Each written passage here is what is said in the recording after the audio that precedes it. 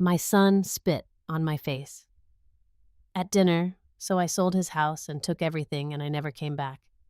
I'm Nell, 57 years old, and I've dedicated my entire life to my only son, Jackson. But at one fateful dinner, he spat directly in my face in front of everyone.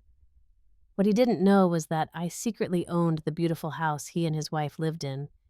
After years of disrespect and that final humiliation, I decided to reclaim my power and my dignity in a way he never saw coming. Let me tell you how I took back everything and never looked back. Before I start my story, where are you watching from today?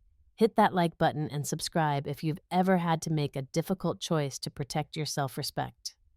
Trust me, this story might give you the courage you need. Being a single mother at 21 wasn't what I had planned for my life. My husband Thomas walked out when I was 7 months pregnant, leaving me with a mountain of debt and not a penny of child support. I remember staring at my swollen belly in our tiny apartment mirror the day after he left, wondering how I was going to make it. But something inside me hardened that day. I promised my unborn son that I would give him everything, even if it meant I got nothing. The early years were brutal. Jackson was a colicky baby who rarely slept through the night. I would rock him for hours, singing softly until my voice gave out, then drag myself to my accounting job at 8 in the morning, running on fumes and black coffee. My supervisor, Janet, would give me concerned looks when I nodded off during meetings, but I never missed a deadline. I couldn't afford to lose that job.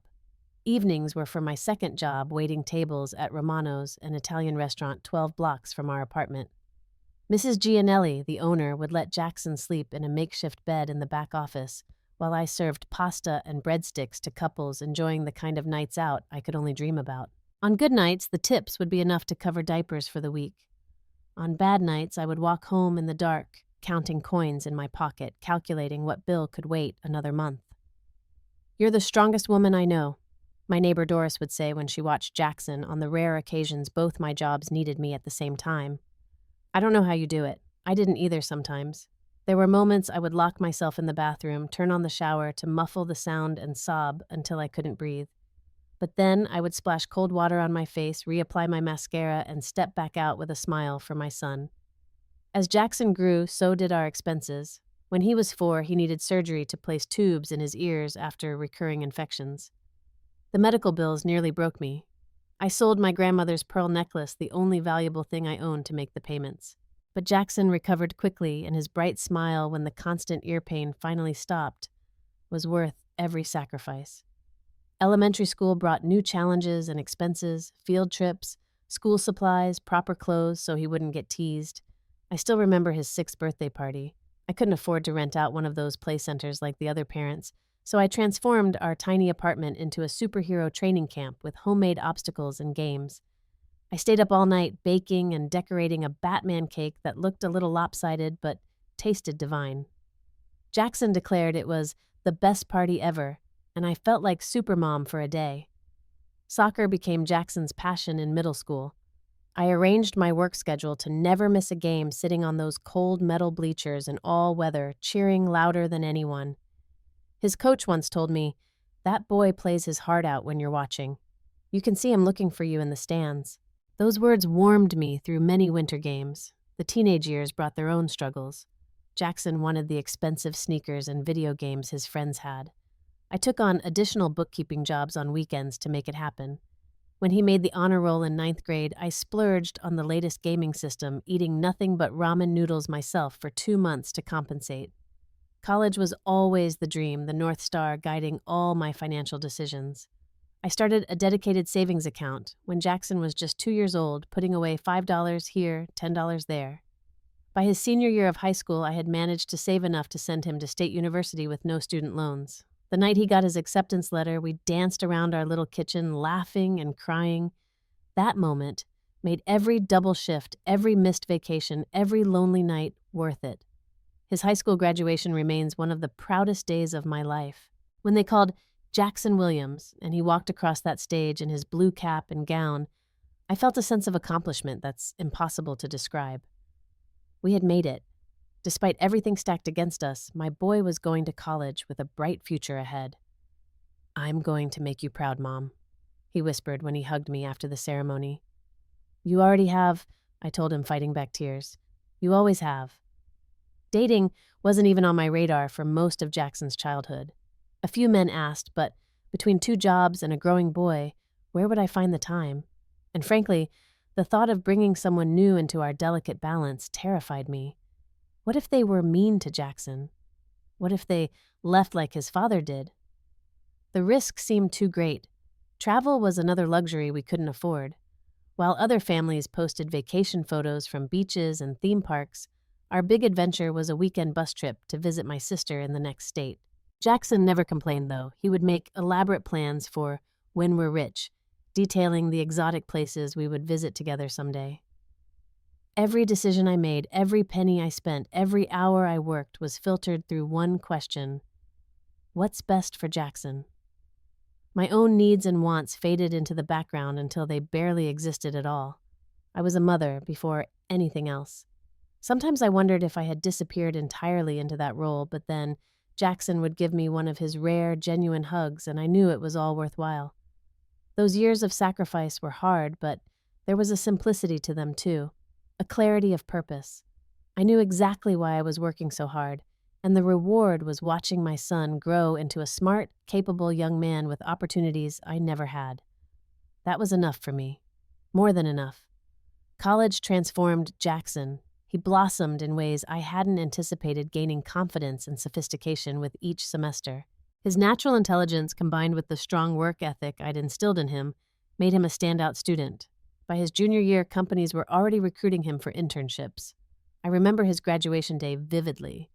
The sun was shining, turning the campus quad into a postcard scene.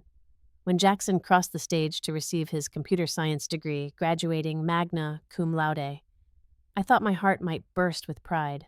All those years of struggle had led to this moment. My boy had made it. "I got you something," Jackson said after the ceremony, handing me a small box. Inside was a delicate silver bracelet, not expensive, but meaningful. The charm read, "Because of you." I wore it every day for years. The tech company that hired Jackson right out of college was prestigious, with a starting salary that made my eyes widen. His first year working, he called me nearly every day, excited to share his projects and accomplishments. Twice a month, he would drive the 3 hours to visit me in our hometown, sometimes staying the entire weekend. "Your apartment seems smaller than I remember," he commented, during one visit looking around the same 2-bedroom unit where he'd grown up. "It's the same size," I laughed. "You've just gotten bigger." During those early post-college years, Jackson remained thoughtful and attentive. He sent flowers on my birthday, remembered Mother's Day with actual visits instead of just cards, and called for advice on everything from cooking to car insurance. When I got sick with pneumonia one winter, he took a week off work to care for me, a reversal of roles that touched me deeply. Then, Marissa entered the picture. Jackson met her at a corporate retreat in his second year with the company. She worked in marketing, came from money, and had the polished look of someone who'd never worried about paying bills. The first time he mentioned her name, his voice changed, taking on a softness I recognized immediately. My boy was smitten. Their relationship progressed quickly. Within 6 months, he was bringing her to meet me. I cleaned our apartment for days beforehand, even splurging on new throw pillows for the couch and fresh flowers for the table. Marissa arrived wearing designer clothes that probably cost more than my monthly rent. Her dark hair, perfectly styled nails, immaculately manicured. Her smile never quite reached her eyes when she shook my hand. "So this is where Jackson grew up," she said, looking around with barely concealed disdain. "How quaint." I served the lasagna I'd spent hours preparing Jackson's favorite since childhood. "Jackson tells me you're a wonderful cook," Marissa said, taking the smallest portion possible, "though we usually prefer clean eating. Less carbs, you know." Throughout dinner, she asked pointed questions about my job, my education, why I hadn't moved somewhere nicer after all these years. Each question felt like a tiny needle precisely aimed. Jackson didn't notice or pretended not to. He was too busy watching her face, seeking her approval with every laugh, every story he told. I recognized the behavior immediately. He was trying to impress her, and part of that involved distancing himself from his humble beginnings. After they left that night, I sat alone at my kitchen table, the remains of my carefully prepared meal congealing on the plates, and felt the first real tremor of fear about the future. Something fundamental had shifted. The changes in Jackson accelerated after that visit. His calls became less frequent, his visits rare. When we did speak, he often mentioned restaurants, vacations, and purchases that I knew were far beyond what his salary could comfortably afford. "Marissa says appearance is important in our circles," he explained, when I gently questioned a particularly extravagant watch purchase. The phrase, "our circles," stung more than I let on. The wedding was a lavish affair at a vineyard estate with 200 guests, most of whom I'd never met. I wore the best dress I could afford, a blue silk number on sale at the department store, and still felt woefully underdressed among Marissa's family and friends in their designer outfits. At the rehearsal dinner, Marissa's father, a tall man with silver hair and cold eyes, gave a toast that made my stomach clench. "When Marissa first told us about Jackson, we were naturally concerned," he said, swirling expensive scotch in his crystal glass. "He came from such different circumstances, but he's proven himself adaptable. Almost like he was born to our world, not merely invited into it." The wedding party, seated at the head table, laughed appreciatively. Jackson among them, his face flushed with pleasure at being accepted. I sat at a table near the back next to distant cousins who barely spoke to me. The actual wedding day was a blur of photographs in which I was barely included, ceremonies where I had no role, and celebrations where I felt invisible. When Jackson danced with me as tradition dictated, he seemed distracted, his eyes scanning the room for his new wife, his new family. "I'm moving up in the world, Mom," he whispered as if sharing a secret. "Aren't you proud?" The 3 years following their marriage marked a steady deterioration in our relationship. Jackson and Marissa moved to an affluent suburb 40 minutes from my apartment, but it might as well have been across the country. Invitations to their home were rare and always felt like formal occasions rather than family visits. When I did visit, Marissa would give me the grand tour, pointing out their expensive furniture, imported fixtures, and the renovations they were planning. "We've completely reimagined this space," she would say. "It was so outdated before." Jackson began to echo her sentiments about everything, including our past together. "Remember how we used to shop at those discount stores?" he once said, during a dinner with Marissa's friends. "God, those clothes were awful. I looked like a charity case." I sat silently, remembering how I'd worked overtime for weeks to buy him the brand-name jeans he'd begged for, how his face had lit up when he opened that gift on his 14th birthday. The visits grew more infrequent, the phone calls shorter. Jackson developed a new laugh, a new way of speaking, even new opinions that aligned perfectly with Marissa's wealthy, conservative family. My son was vanishing before my eyes, replaced by someone I barely recognized, someone who seemed increasingly embarrassed by his own mother and the life we'd shared. My life took an unexpected turn when Harper Financial, where I'd worked as an accountant for over 25 years, underwent a major restructuring. The CFO retired, and to everyone's surprise, including my own, I was promoted to take his place. "Your dedication and expertise have been the backbone of this department for decades," the CEO told me. "It's long overdue." The promotion came with a substantial salary increase and, for the first time in my life, real financial breathing room. After the initial shock wore off, I realized I had an opportunity to secure my future in ways I'd never imagined possible. I started reading financial blogs, listening to investment podcasts on my commute, and even enrolled in a weekend course on personal finance at the community college. The instructor, Patricia, became a mentor of sorts. "Most people work for money their entire lives," she told me. "The secret is making your money work for you." With Patricia's guidance, I began building a small but growing investment portfolio. Nothing flashy or high risk, just steady, consistent investments in index funds and a few carefully researched stocks. Each month, I would diligently put a portion of my new salary into these investments, watching with satisfaction as the numbers gradually increased. The real estate market in our area was experiencing a boom unlike anything seen in years. Houses were selling within days of listing, often for well above asking price. During lunch breaks, I would browse listings online, not seriously considering a purchase, just observing the market trends with newfound interest. "Real estate is one of the most reliable long-term investments," Patricia said during one of our coffee meetups, "especially in appreciating markets like ours." I nodded, thinking it was interesting but not relevant to my situation. I had no plans to move from my apartment, which, though modest, had been home for so many years. Then came the phone call that would change everything. It was a Tuesday evening. I was relaxing with a glass of wine and a mystery novel when my phone lit up with Jackson's name. I nearly dropped the book in surprise. It had been over 2 months since we'd last spoken. Mom. His voice had that particular tone I recognized from childhood, the one he used when he wanted something. How are you? We exchanged brief pleasantries with Jackson, talking too fast, not really listening to my responses. Finally, he got to the point. So, Marissa and I found the perfect house. It's in Oak Ridge Estates. I knew of Oak Ridge Estates. It was one of the most exclusive neighborhoods in the area with homes starting at 7 figures. That sounds wonderful, honey, I said cautiously. But isn't that quite expensive? That's actually why I'm calling, Jackson said, his voice taking on the cajoling quality I knew so well. We need some help with the down payment. The bank wants 20%, and we're a little short.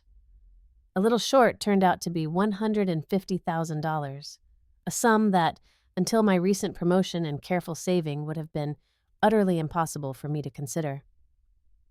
I know it's a lot to ask, Jackson continued when I didn't immediately respond, but it's such an amazing opportunity. The market's only going up, and this neighborhood is perfect for networking with the right kind of people. The right kind of people comment stung, but I let it pass. Have you looked at more affordable options? Mom, his voice held a note of disappointment. This is important for our future, for our social standing. You want us to succeed, don't you? That night, after we hung up, I sat at my kitchen table with a legal pad running numbers and considering options. The truth was, I could help them. Between my savings and investments, I had enough for the down payment he needed. But something felt off about the request, especially given how distant Jackson had become. I called Patricia the next morning to discuss the situation. Never give money you can't afford to lose, she advised, and always protect yourself legally. If you decide to help make it a business transaction, not just a handout. Her words sparked an idea. When I called Jackson back that evening, I had a proposition. I can help with the house, I told him, but not as a gift. I would purchase the home myself as an investment property, and you and Marissa would pay me monthly rent. The line went silent for a long moment. You want us to rent from you, my own mother? Jackson sounded incredulous. Think of it as rent to own, I explained. The payments would go toward eventual ownership. It protects all of us legally and financially. Another long pause. Let me talk to Marissa, he finally said. 3 days later, Jackson called back. I could tell from his tone that the conversation with Marissa had been tense. We'll do it your way, he said reluctantly, but we need to keep the arrangement private. Marissa doesn't want people knowing we don't actually own our home. I agreed, though the request bothered me. I arranged to meet with my attorney, Susan Friedman, to draw up the proper documents. Susan was thorough, including clauses about maintenance responsibilities, payment schedules, and what would happen in case of default. This protects you, she assured me as I signed the papers. If anything goes wrong, you maintain full ownership rights. The closing process moved quickly. I paid the down payment and secured a mortgage for the remaining balance, listing the property as an investment on all the paperwork. Jackson and Marissa signed a separate agreement with me, essentially making them tenants with an option to purchase after a certain period. When they got the keys to the beautiful 5-bedroom colonial in Oak Ridge Estates with its manicured lawn and gourmet kitchen, Marissa was ecstatic. She immediately began planning renovation projects and dinner parties with neighbors. Thank you for making this possible, Jackson said when they moved in, giving me a quick, somewhat awkward hug. It was the first physical contact we'd had in months. I'm happy to help, I replied sincerely. This is a good investment for all of us. Little did I know then how prophetic those words would prove to be, though not in the way any of us imagined at the time. The beautiful house with its grand entrance and designer fixtures was indeed an investment, one that would eventually pay dividends I never anticipated. As I drove away from their new home that day, watching Jackson and Marissa stand proudly in the doorway of a house they presented to the world as their own, but that legally belonged to me, I felt a complex mixture of emotions. Pride in being able to help my son, satisfaction in making a sound financial decision, but also an unsettling sense that our relationship had fundamentally changed.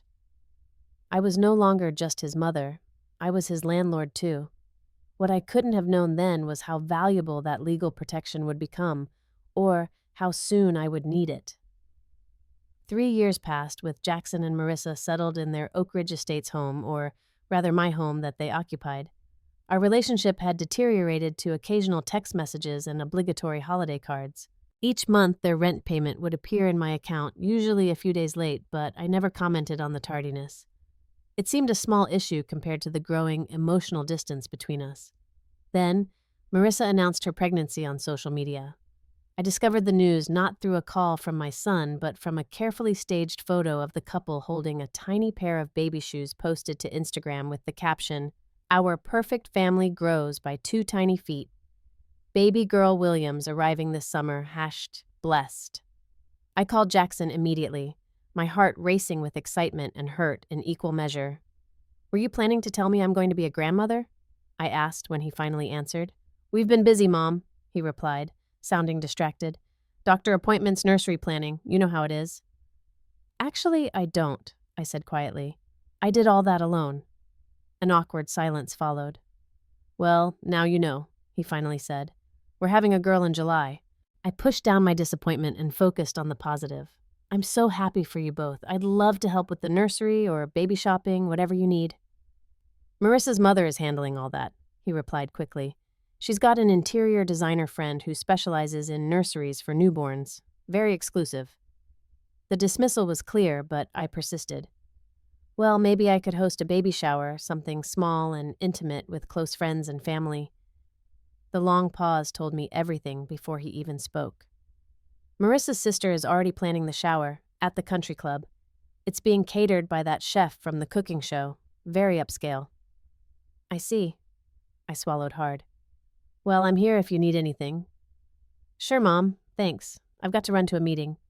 And he was gone, leaving me staring at my phone, trying to reconcile the caring boy I raised with this distant man who couldn't spare 5 minutes to discuss his firstborn child with his mother. Aurora Josephine Williams was born on a sweltering July day. I learned of her arrival again through social media, where professional newborn photos appeared before I'd even been notified of the birth. When I called the hospital, they confirmed that mother and baby were doing well, but wouldn't connect me to the room without authorization. It was 3 days before Jackson returned my increasingly worried calls. "We're home now," he said. "It was a complicated delivery. Marissa needs rest." "I understand," I said. "When would be a good time to visit and meet my granddaughter?" Another telling pause. "Marissa's parents are staying with us for the first 2 weeks. After that, we're limiting visitors to prevent exposure to germs. Maybe in a month or so, we'll set up a schedule."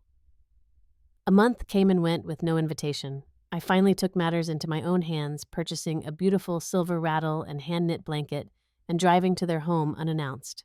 Marissa answered the door looking perfectly put together, despite supposedly being an exhausted new mother. Her expression when she saw me could only be described as annoyed. "Nell, this isn't a good time." "I just wanted to drop off a gift for Aurora," I said, holding up the carefully wrapped package. "I won't stay long." She reluctantly stepped aside, allowing me into the foyer, but no further. "Jackson's not here. He's golfing with my father." Of course he was. "That's okay. I came to see you and the baby." Marissa sighed dramatically.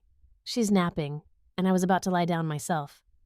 I stood awkwardly in the entryway, still holding my gift, feeling like an unwelcome solicitor rather than a grandmother. "Could I peek in at her?" "Just for a moment, I won't wake her." Another heavy sigh, but Marissa finally led me upstairs to the nursery, a lavish pink and gold affair that looked more like a luxury boutique than a baby's room. Aurora was indeed sleeping, her tiny face peaceful, a wisp of dark hair visible beneath a monogrammed cap. My heart squeezed at the sight of her. My granddaughter. A piece of me. "She's beautiful," I whispered, reaching out instinctively. "Don't touch her," Marissa said sharply. "She'll wake up." I drew my hand back as if burned, then quietly placed my gift on the changing table. The blanket is handmade by a woman in my building. It's incredibly soft, and the rattle is sterling silver, very gentle sound. Marissa picked up the package without opening it, placing it on a shelf. We have a very specific aesthetic for her things, but thank you. I was dismissed again moments later with vague promises about scheduling a proper visit soon. As the months passed, I was permitted only occasional highly supervised visits with Aurora. Each one required advance notice, lasted precisely 1 hour, and always occurred when Jackson was conveniently absent. I was never allowed to hold her without Marissa hovering anxiously nearby as if I might somehow damage this precious child despite having successfully raised one of my own. During one such visit, when Aurora was about 8 months old, I overheard a phone conversation that chilled me. "Yes, she's here now," Marissa was saying quietly in the kitchen, unaware I could hear from the living room where I sat on the floor with Aurora. "Jackson's mother. No, he conveniently had a work thing. Again." A pause, then a laugh. "Well, you know how it is with her, always showing up with these pathetic little gifts talking about when Jackson was a baby. It's so depressing. And the drinking, my God." I froze, stunned. Drinking, I rarely had more than an occasional glass of wine with dinner. "I know," Marissa continued. "We're trying to limit Aurora's exposure. You can only imagine the environment Jackson grew up in. It's a miracle he turned out so normal." The lies were breathtaking. I sat there playing peekaboo with my granddaughter while her mother systematically destroyed my reputation with outright fabrications. When I confronted Jackson about it later on the phone, he was dismissive. "Marissa wouldn't say those things. You must have misunderstood." "I know what I heard, Jackson. Look, Mom, Marissa is under a lot of pressure as a new mother. If you're going to create drama every time you visit, maybe we should pause the visits for a while." The threat was clear. Accept the lies or lose access to Aurora entirely. I swallowed my pride and apologized, promising there would be no more drama. Holidays became particularly painful. Thanksgiving, Christmas, even my own birthday would pass, with nothing more than a perfunctory text message or a generic card sent through the mail. Meanwhile, social media showcased elaborate celebrations with Marissa's family, Aurora growing and thriving in photos where I was conspicuously absent. When I did receive invitations to their home, Jackson spoke to me with increasing condescension as if I were a slightly slow child, rather than the woman who had sacrificed everything to raise him. He would explain simple concepts to me, interrupt my stories, or subtly correct my grammar or pronunciation in front of others. The final straw came when I overheard him at one such gathering speaking to Marissa's brother in the kitchen. "Growing up like that, you learn to adapt," he was saying in a low voice.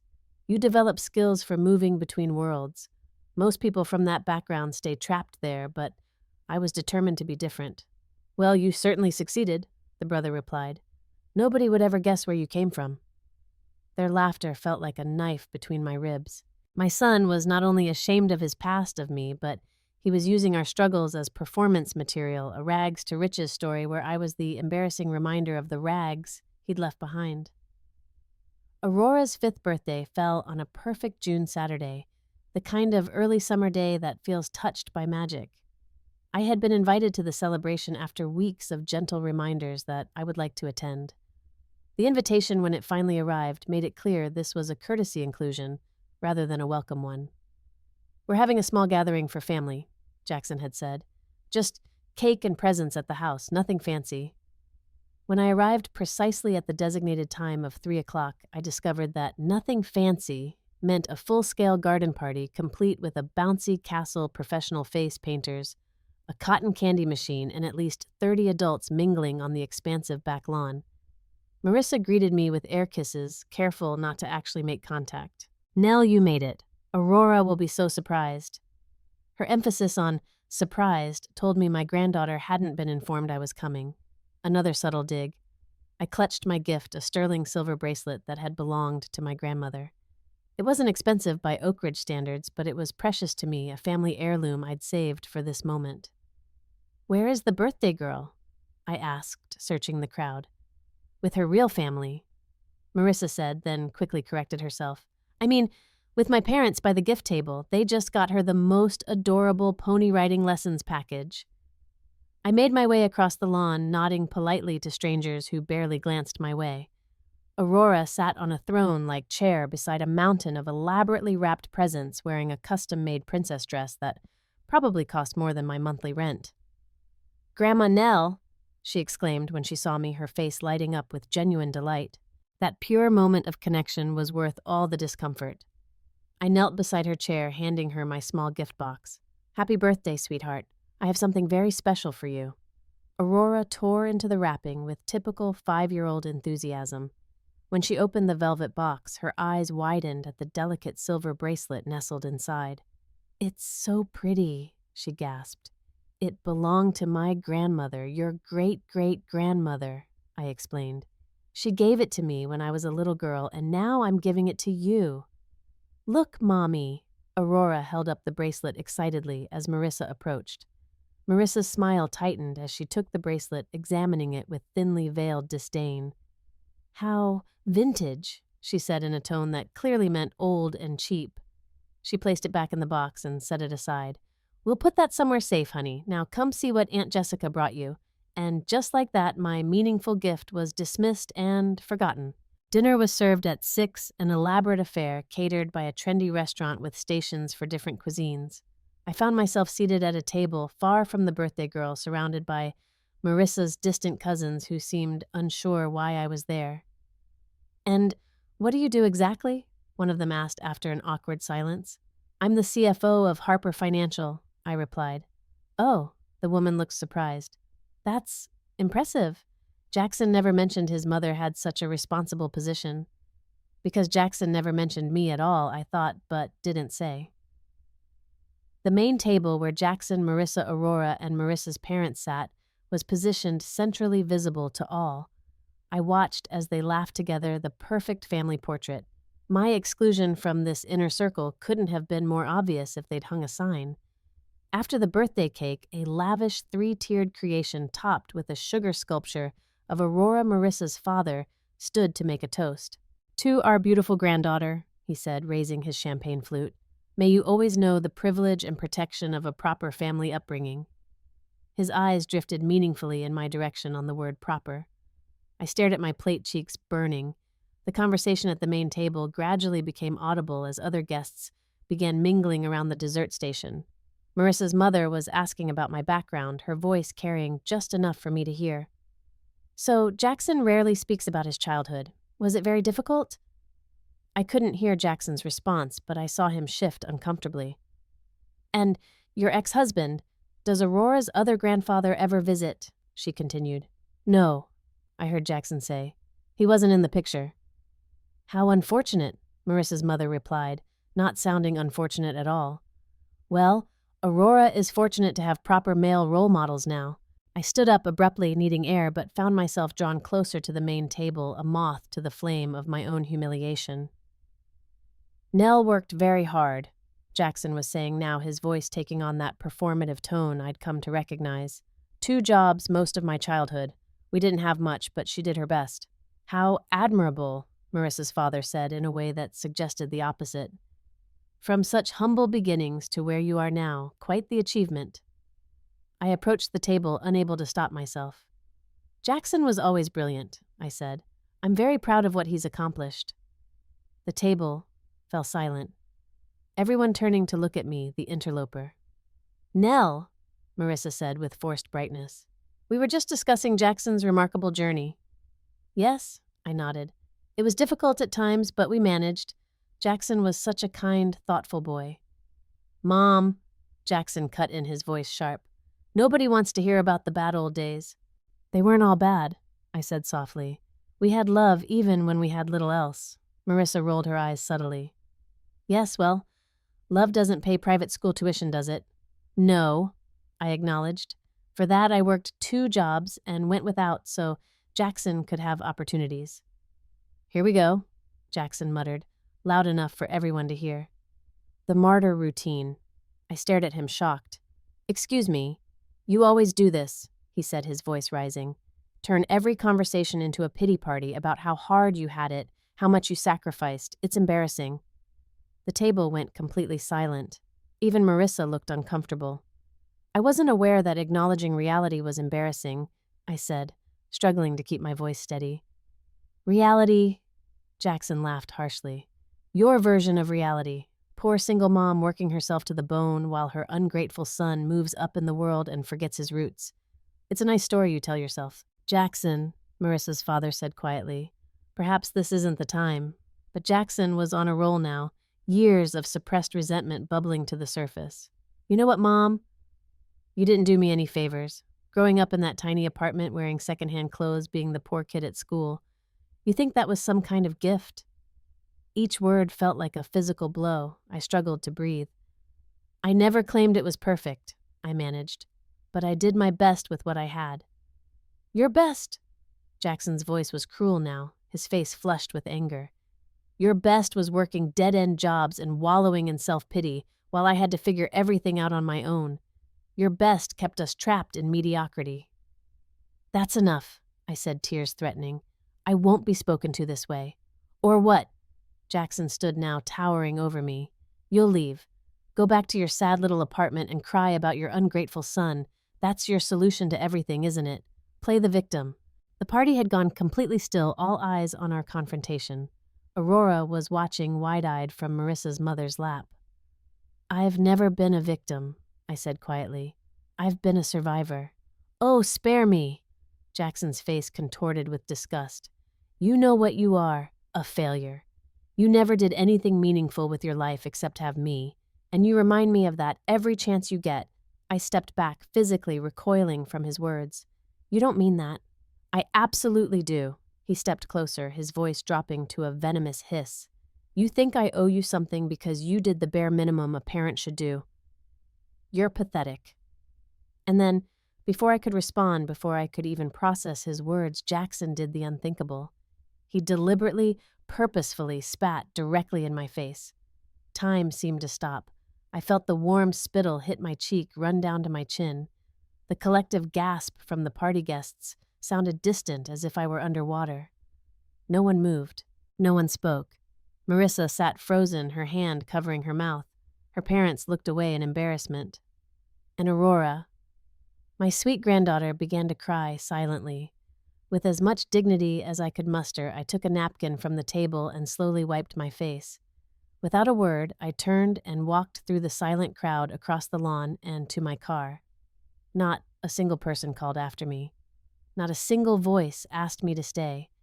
Not even Jackson, my only child, the boy I'd given everything for, made any move to apologize or stop me. As I drove away from the beautiful house that I owned, but they called home, I realized something fundamental had shattered beyond repair. The careful facade I'd maintained, the hope that things might improve, the belief that somewhere inside this cruel stranger was still my beloved son. All of it crumbled in that moment of public humiliation. Something else rose in its place. Something cold and clear and powerful. A determination I hadn't felt since those early days as a single mother, when I'd promised myself I would survive no matter what. This time, though, survival meant something different. It meant reclaiming my dignity, my power, and, yes, what was legally mine. I barely remember the drive home from Aurora's birthday party. Tears blurred my vision so badly that twice I had to pull over until the sobbing subsided enough for me to continue.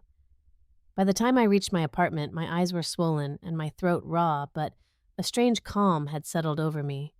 I sat at my kitchen table until dawn, replaying not just the events of the party, but the years of increasing disrespect, the subtle and not-so-subtle humiliations, the gradual erosion of my place in my son's life.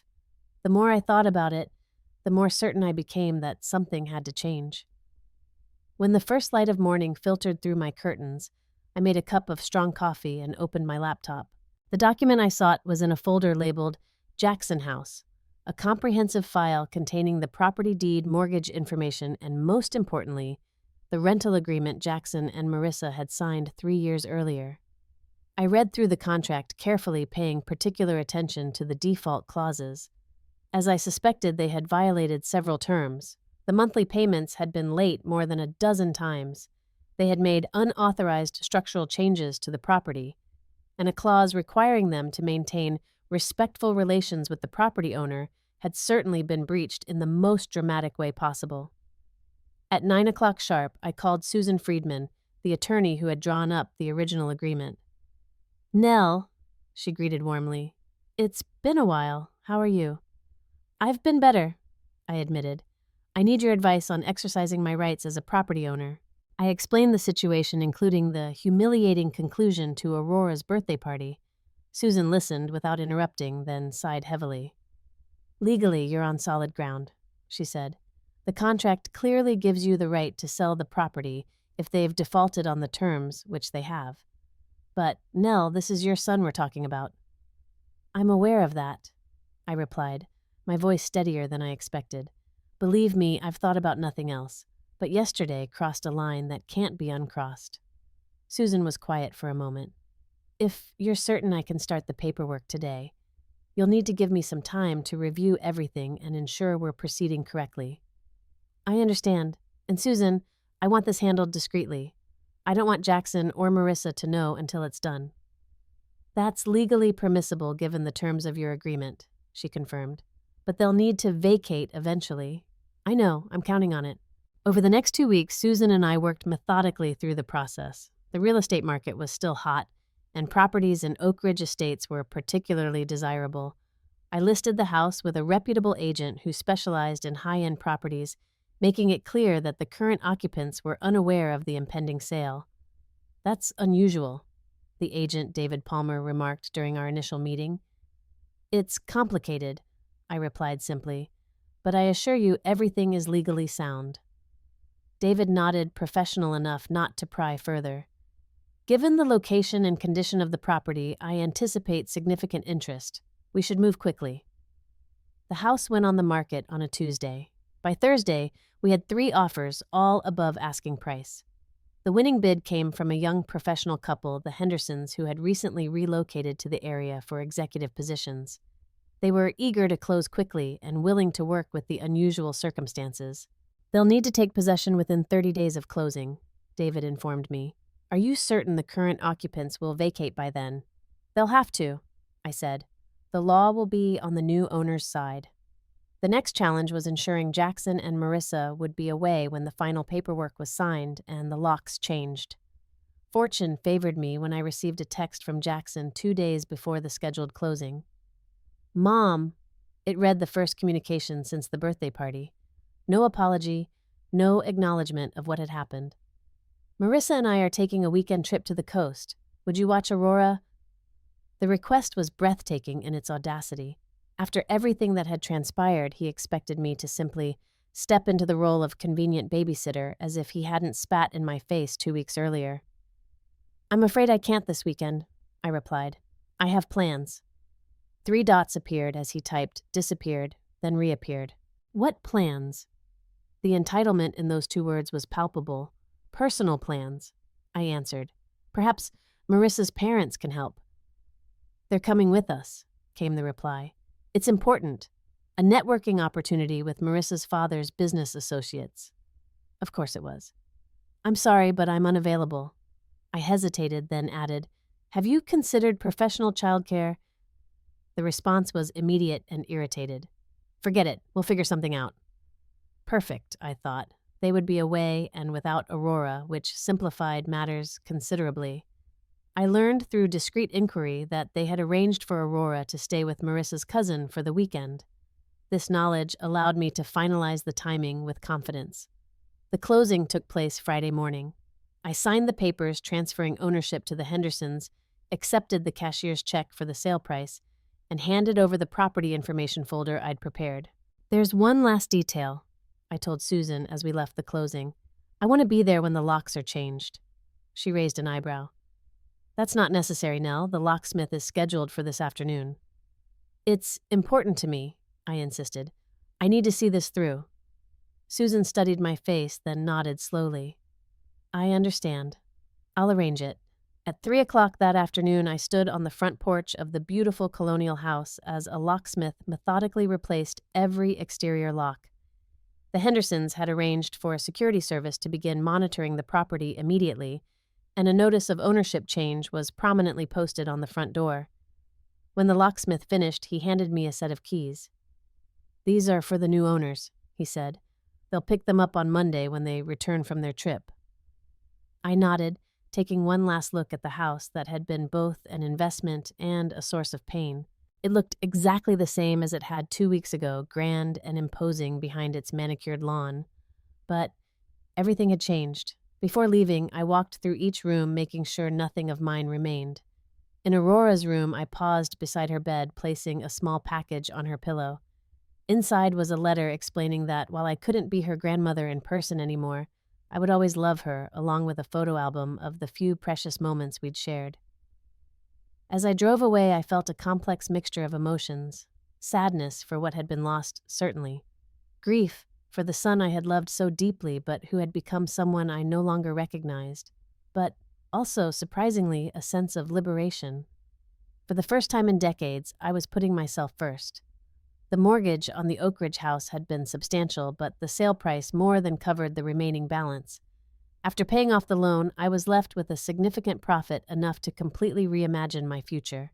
That evening, I opened my laptop again, this time to browse real estate listings in Sedona, Arizona.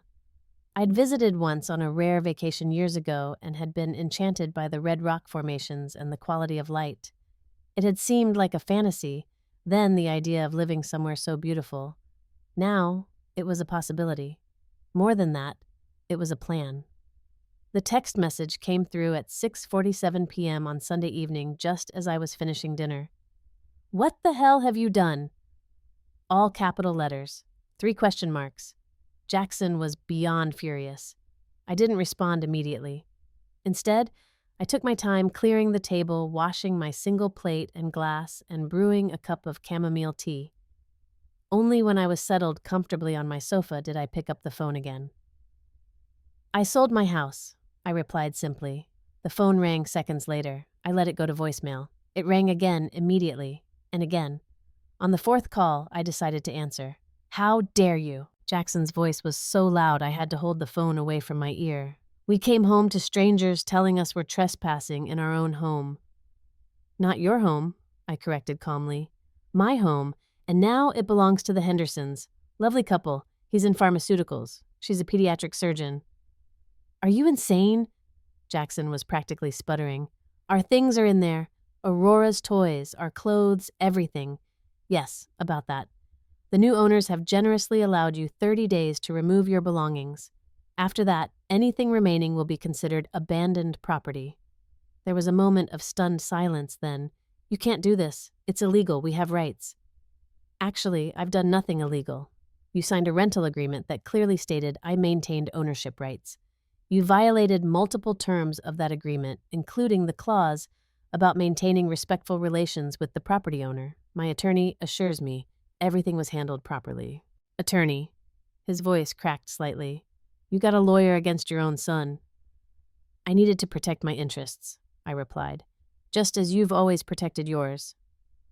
In the background, I could hear Marissa wailing dramatically about her designer furniture and custom drapes. There was some muffled conversation then. Jackson returned his voice, taking on the condescending tone I'd grown to detest. "Listen, Mom. You're obviously upset about what happened at the party. I may have overreacted a bit. Let's talk about this like adults. Surely we can work something out." "There's nothing to work out, Jackson. The house has been sold. The new owners take possession in 30 days. You'll need to find somewhere else to live." "And where exactly are we supposed to go?" The panic in his voice was becoming more pronounced. "Do you have any idea how expensive housing is right now? We can't just find another place in Oak Ridge overnight." "That's not my concern," I said, surprised at how steady my voice remained. "Perhaps Marissa's parents can help. They seem quite invested in your proper family upbringing. This is about the spitting thing, isn't it?" His tone shifted to accusatory. "You're punishing us because of one little mistake." "One little mistake," I repeated incredulously. "You humiliated me in front of dozens of people. You called me a failure. You spat in my face after years of increasingly disrespectful behavior. That wasn't a mistake, Jackson. It was a revelation." "So what this is revenge? Throwing your own son and granddaughter out on the street to get back at me? No, Jackson, this is consequences. Something you apparently never learned despite my best efforts." Another muffled conversation in the background. Then, Jackson returned his voice, now taking on a threatening edge. "We'll sue you for this. Marissa's father knows excellent attorneys." "By all means, pursue legal action," I replied. "My attorney will be happy to present the signed agreements and documentation of your numerous violations. We can also discuss the verbal abuse and assault in front of witnesses. I'm sure that will make for interesting court proceedings." Silence stretched between us. Finally, Jackson spoke again, his voice subdued but seething with resentment. "You'll regret this. When you're old and alone, you'll wish you hadn't turned your back on your only family." The statement was meant to wound me, to play on my deepest fears. Maybe once it would have, but not anymore. "I've been alone for years, Jackson, ever since you decided I wasn't good enough for your new life. The only difference now is that I'm choosing it rather than having it forced upon me." "This isn't over," he said, but the threat sounded hollow. "Actually, it is. Goodbye, Jackson." I ended the call and blocked his number. Then I did the same with Marissa's number and her parents' contacts. The relief was immediate and surprising. Over the next few weeks, I methodically prepared for my new life. I gave notice at Harper Financial, sold most of my furniture, and donated clothes and household items I no longer needed. Susan helped me navigate the purchase of a beautiful adobe-style house on the outskirts of Sedona with views of the Red Rocks and a small but charming garden. Jackson made several attempts to contact me through various means. He sent emails alternating between rage and pleading. He had mutual acquaintances call me. He even showed up at my apartment once, pounding on the door and shouting until a neighbor threatened to call the police. I remained firm in my decision. The house was sold. Their 30-day grace period to remove their belongings was non-negotiable, and my plans to leave were proceeding as scheduled. On my last day in the city, I'd called home for over 3 decades. I stopped by Susan's office to sign the final paperwork for my Sedona property. "Are you absolutely certain about this?" she asked as I signed the documents. "Moving across the country, cutting ties completely." "I have never been more certain of anything," I replied. "For 57 years, I've put others first. It's time I lived for myself." Susan smiled, a touch of admiration in her eyes. "Well, you're certainly doing it in style. The proceeds from the Oak Ridge house sale have set you up very comfortably." "Poetic justice," I said with a small smile of my own. The drive to Arizona took 4 days. I could have flown, but there was something therapeutic about the long journey, watching the landscape change gradually from urban sprawl to rolling countryside to desert vistas. With each mile, I felt the weight of the past lifting from my shoulders. My new home was everything I'd hoped for. Modest by Oak Ridge standards, but perfect for me, with terracotta floors, beamed ceilings, and windows that framed the spectacular red rock formations like living artwork. The first night I sat on my patio with a glass of wine, watching the sunset paint the landscape in shades of orange and purple, and felt a peace I hadn't experienced in years. 6 months passed. I joined a local hiking group, took classes in southwestern cooking, and volunteered at a community garden. I made friends who knew nothing of my past, who accepted me simply as Nell, the new resident from back east with a talent for financial advice and dry humor. Then, on a crisp November morning, an email appeared in my inbox from an unfamiliar address. The subject line read simply, "Please read Mom." Against my better judgment, I opened it. "Mom," it began. "I don't know if you'll read this, but I have to try. Things have fallen apart here. Marissa left me. Said she couldn't live in a small apartment after Oak Ridge. Her parents sided with her, of course. I'm working 3 jobs to make ends meet. Nothing like what I had before." The email continued, describing Jackson's financial troubles, his difficulties securing adequate housing, the pending divorce, and custody battle for Aurora. It was a litany of hardships, some self-inflicted, others circumstances of the current economy. "I know I don't deserve your help," the message concluded. "What I did was unforgivable, but I'm asking anyway. Not for me, but for Aurora. She misses her grandmother. She asks about you all the time. Please, if there's any part of you that still cares about us, get in touch." I read the email 3 times, emotions churning. Part of me, the mother who had loved this man since before he drew breath, wanted to respond immediately with offers of help. Another part, the woman who had finally found her strength, recognized the familiar pattern of manipulation. After careful consideration, I composed a reply. "Jackson, I'm sorry to hear about your difficulties. Despite everything, I would never wish hardship on you or Aurora. However, I cannot and will not provide financial assistance. That chapter of our relationship is closed. The choices you made led you here just as my choices led me to where I am now. As for Aurora, I would welcome contact with her. Cards, Phone calls, perhaps even visits someday when you're both ready. She is innocent in all this, and my love for her remains unchanged. I hope you find your way forward. Nell. I kept it brief, formal even. Not the warm maternal response he likely expected, but the honest one I needed to give. Jackson's reply came quickly, a mix of gratitude for the potential connection with Aurora and thinly veiled disappointment at the lack of financial rescue. We established a tentative communication channel strictly focused on Aurora, with clear boundaries that I would not bend. Over the following months, I received occasional updates and photos. Aurora lost her first tooth. Aurora started kindergarten. Aurora made a drawing of Grandma's red rock house based on my descriptions. Each glimpse into her life was precious, a connection maintained from a safe distance. As for Jackson, our direct communication remained minimal and pragmatic. Whether he was genuinely changing or simply moderating his behavior out of necessity, I couldn't be sure. I maintained my boundaries regardless. In my new life, I found joy in unexpected places. I joined a book club that met weekly at a local cafe. I took up watercolor painting, my amateur attempts at capturing the Sedona landscape bringing me more satisfaction than any spreadsheet ever had. I even began dating cautiously at first, then with increasing confidence. Carl, a retired architect I met at a community center lecture, became a particular friend. His quiet intelligence and respectful manner were a balm after years of emotional turbulence. We took things slowly, enjoying each other's company without pressure or expectations. "You seem lighter these days," he remarked one evening as we walked back from a concert in the park. "Lighter, less burdened," he clarified. "When I first met you, there was a guardedness about you. It's still there sometimes, but not as much." I considered his observation. I'm learning that protecting yourself doesn't have to mean closing yourself off entirely. He nodded, understanding. Balance is the trick, isn't it? Between keeping your heart safe and keeping it open. Exactly, I agreed. I spent too many years at one extreme, giving everything without protection. Then I swung to the other, cutting ties completely. Now I'm somewhere in the middle, I hope.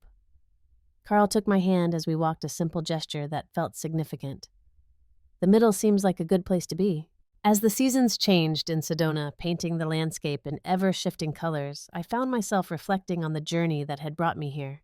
The young single mother working 2 jobs, the middle-aged woman investing in her son's house, the grandmother wiping spit from her face at a child's birthday party, the homeowner signing over a property worth 7 figures, the new resident building a life from scratch in a town where no one knew her history.